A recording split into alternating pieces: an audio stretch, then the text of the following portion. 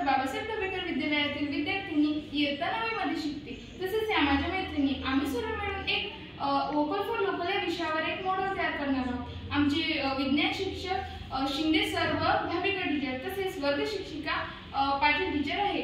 यापुढील माहिती अंजली सांगेल।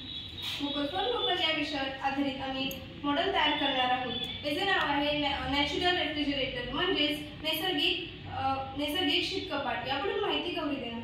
सर्वप्रथम आपण एक मातीची कुंडी घ्यायची, त्यामध्ये लहान आकाराचे मातीचे मटके घेऊन मटकाच्या आजूबाजूला रेती टाकून रेतीत पाणी टाकून अशा प्रकारे नैसर्गिक शीतकपाट आम्ही बनवणार आहे। यापुढील माहिती अनुष्का देईल।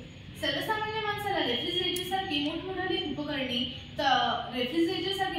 उपकरणे खरेदी करणे ही परवडणारे नसते। त्यामुळे ते ही उपकरणे खरेदी करू शकत नाही व हे अशी उपकरणे खरेदी करू शकत नसल्यामुळे त्यांना अन्न हे फार काळ टिकवून ठेवणे हे शक्य नसते। त्यामुळे त्यांचे अन्न हे लवकरच खराब होते।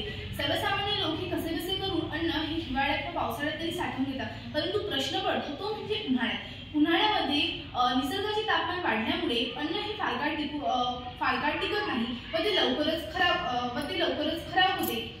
पहिलेच तर गोरगरिबांना एका वेळेसच्या जेवणासाठी कितीतरी कष्ट करावे लागतात व त्यातही असे अन्न नासाडीसारख्या समस्या, त्यामुळे हे लोक हताश होतात। असे म्हणतात ना, एका नाण्याच्या दोन्ही बाजू पाहणे हे फार महत्त्वाचे आहे। तर ही गोष्ट खरंच खूप बरोबर आहे।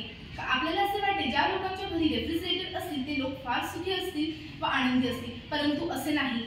रेफ्रिजरेटरचा अतिवापर करणे हे जेवढे चांगले आहे तेवढेच हे नुकसानदायक पण आहे। रेफ्रिजरेटरचा अतिवापर केल्यामुळे आपल्याला आपले आरोग्य धोक्यात येते व आपल्याला कॅन्सरसारखे कर्करोगासारखे मोठमोठे आजार होऊ शकतात। त्यामुळे आम्ही या सर्व गोष्टीचा विचार करून नैसर्गिक शीतकपाट बनवण्याचे ठरवले आहे। याच्या उपयोगामुळे आपल्याला विजेची बचत होईल, आपले आरोग्य चांगले राहील व सर्वात मोठा उपयोग तो म्हणजे आपल्या देशातील कुंभारांना होईल। याच्यामुळे त्यांच्या कुंभाराच्या उद्योगात खूप मोठ्या प्रमाणात प्रगती होईल। असे हे आमचे शीतकपाटाचे मॉडेल आहे।